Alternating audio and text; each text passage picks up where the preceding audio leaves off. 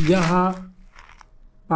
संपादकीय डिक्टेशन 80 शब्द प्रति मिनट की गति से अमर उजाला संपादकीय पेज शनिवार 8 फरवरी 2025 से है। यदि यह आपको अच्छा लगे तो लाइक, शेयर और सब्सक्राइब अवश्य करें। रेडी।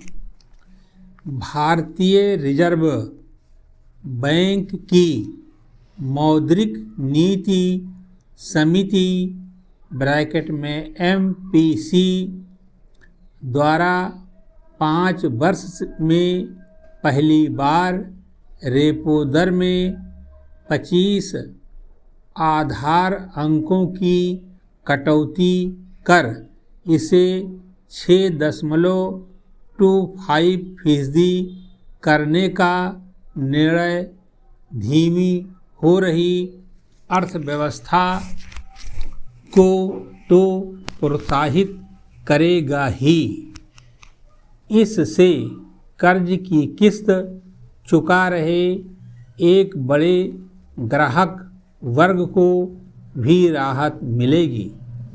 दरअसल यह निर्णय ऐसे समय में आया है जब केंद्र सरकार बजट में व्यक्तिगत आयकर में कटौती की घोषणा कर आम जनता के हाथों तक अधिक पैसा पहुंचाने का इरादा जता चुकी है।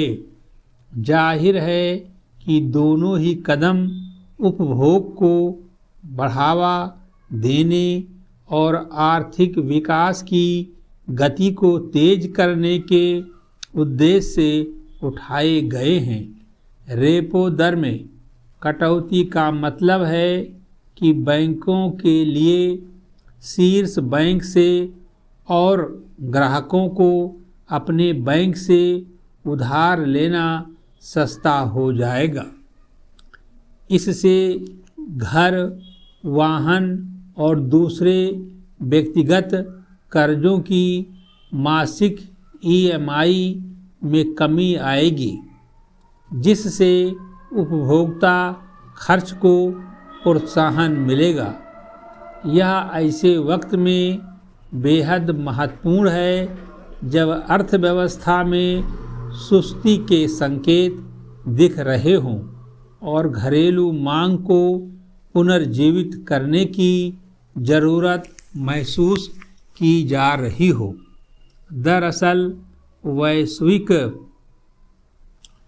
आर्थिक अनिश्चितताएं, जैसा शीर्ष बैंक के नए गवर्नर संजय मल्होत्रा भी कहते हैं, अपने चरम पर हैं, जिन्होंने भारत की विकास संभावनाओं पर दबाव बनाया हुआ है। असामान्य मौसमी घटनाएं पहले ही विकास प्रयासों को कमज़ोर बना रही थीं।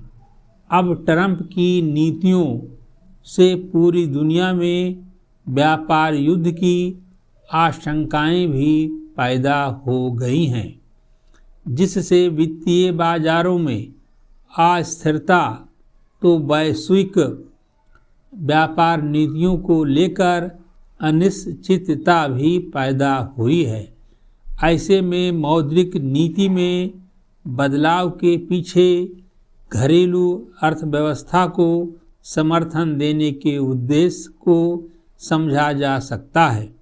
हालांकि यह अवश्य है कि सस्ते कर्ज से अगर बाजार में मांग बढ़ती है तो यह अर्थव्यवस्था के लिहाज से फायदेमंद है, लेकिन अत्यधिक नकदी प्रवाह से पहले से संकट बनी महंगाई बढ़ भी सकती है, जिस पर केंद्रीय बैंक को नज़र रखनी होगी।